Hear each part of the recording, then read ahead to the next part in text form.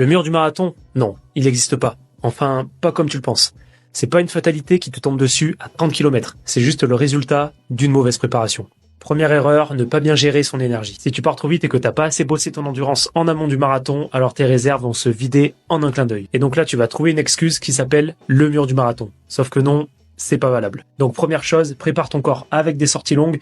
Tu peux commencer à faire des sorties longues à peu près une dizaine de semaines avant ton marathon. Et deuxième chose, adopte une bonne stratégie de course. D'ailleurs, si tu veux connaître mes 30 meilleurs tips pour réussir ton marathon, commente tips et je te les envoie en DM. Deuxième grosse erreur, mal s'alimenter. Beaucoup de coureurs ne prennent pas assez de glucides pendant la course, ou du moins mal. Il faut vraiment voir ton marathon comme si tu étais une voiture avec une réserve de 30 km, et donc si tu ne remets pas de l'essence avant ces 30 km, donc des glucides, forcément que tu vas caler au 30e. Donc pour ça, une très bonne stratégie, c'est tout simplement de faire un bon petit déjeuner 3 heures avant la course, ensuite de prendre une petite boisson avec des glucides pendant l'échauffement pour garder les apports au maximum, et ensuite de prendre des glucides à peu près toutes les 30 minutes. Troisième erreur, ne pas être prêt mentalement. Le marathon, c'est autant dans la tête que dans les jambes. Si en amont, tu t'es pas préparé avec les sorties longues et avec de l'allure spécifique, alors forcément le jour J, ton corps va pas être habitué et tu vas souffrir autant physiquement que mentalement. Une petite astuce, quand ça devient dur, fixe-toi des petits objectifs, donc par exemple kilomètre par kilomètre ou alors 5 km par 5 km.